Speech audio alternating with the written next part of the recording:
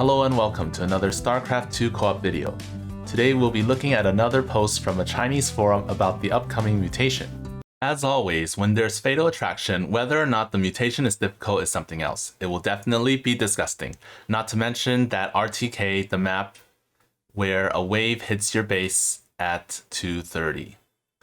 However, it's good that RTK is only difficult because of the first wave. This holds true this time as well, as long as you choose the right commander. The overall difficulty is on the easy side. The 230 wave is the same as ever.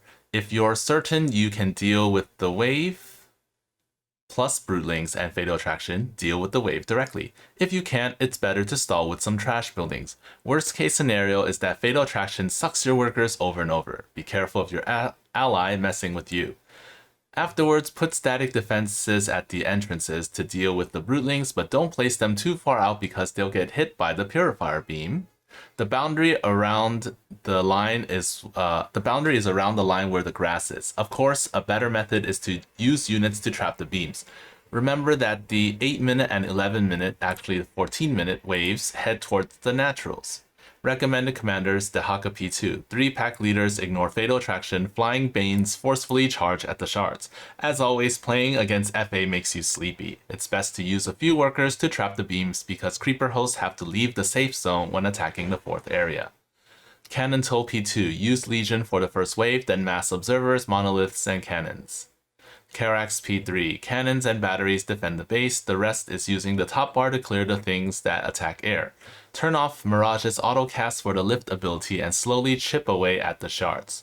Nova P3. Stall the first wave with buildings, and then Nova sabotage drones it when she comes out. Sabotage drone the second wave. Put turrets, the auto turrets, at the front before the second wave to prevent Nova from getting pulled by the resulting Broodlings. After Nova clears the enemies near the shards, siege Liberators to take them out. Tanks and turrets defend the bases. If the enemies aren't very threatening, remember to manually target the shard with the Liberators and use a defensive drone if they get hurt. After Liberators are sieged, they won't get pulled by FA. Lone Wolf. Make more medevacs. For the second set, turn on Sam's Super Cloak and go around the right side. Then throw his grenade and attack the shards. For the third set, move a unit, for example Sam, to the left side of the RTK ESO spot and drop Odin to clear the base. Afterwards, transport Sam over to take out the shards. For the fourth set, Sam can easily take out the right shard by going up from the low ground. Then Odin nukes the center.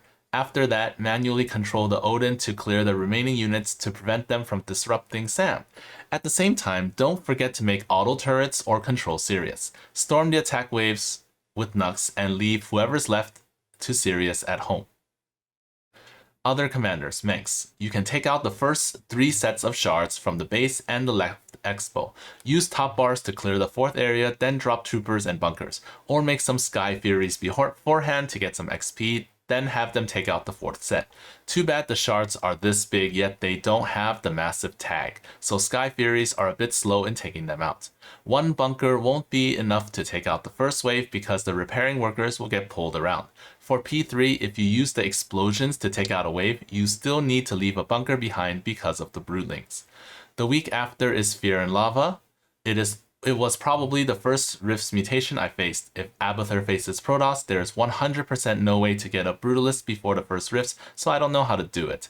I also wanted to make a chart showing when the Rifts spawn in line with the lava timings, but after doing some research, not only are the attack waves random, but so is the lava. No wonder it's my most hated map. Easy mutation. King of Korhal Mengsk says it's the easiest of the easy mutations.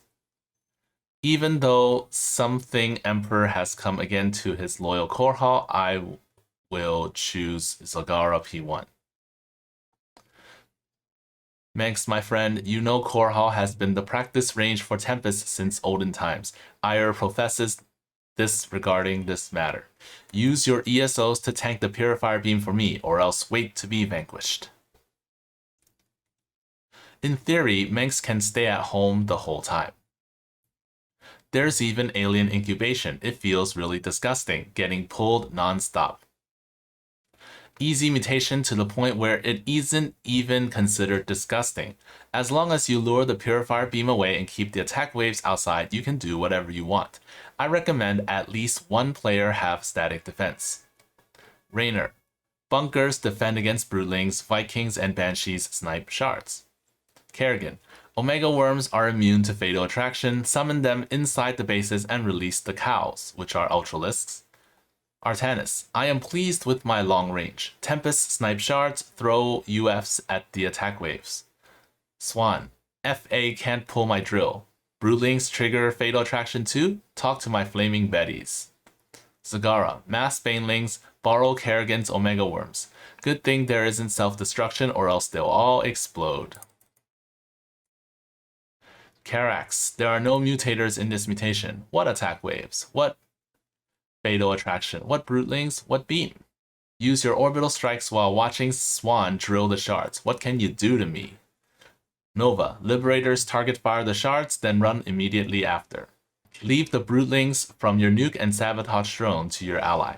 Abathur. This is just a toy for swarm hosts. If you make Guardians, choose P1 and find a Swan ally for your gas.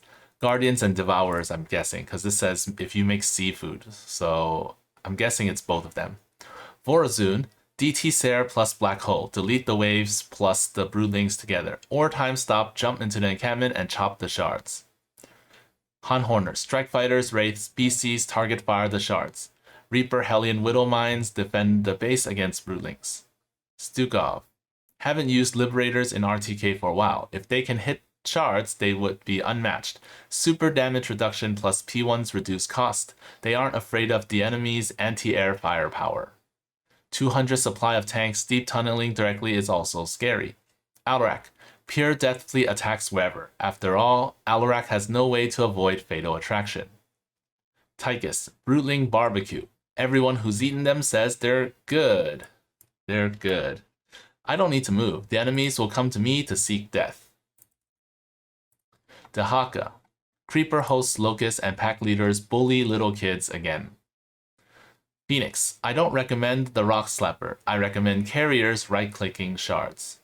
Manx. My house, I'm the host. You can quickly mass ESOs in the usual spot after luring away the beam at 10 minutes. Then P1 Carax with Chrono Wave can destroy multiple shards. Don't forget to throw down 2 bunkers nearby. Stetman, a rather headache-inducing mutation because you have to keep box-selecting roaches to attack. My mouse can't handle it. Zeratol, FA can't pull cannons? Done. If you can beat regular Brutal, I don't even know where you can fail.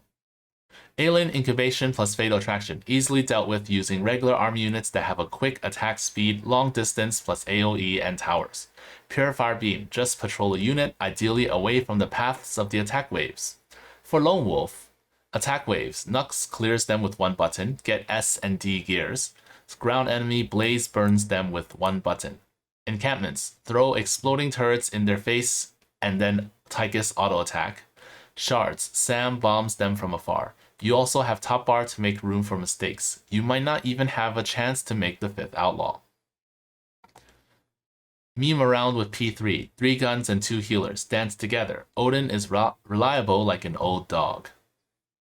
Not so easy for the Cannon King. Purifier Beam will go to the ESOs. So it's Carax, and here says if 2/2 spies on this means Carax, not this thing.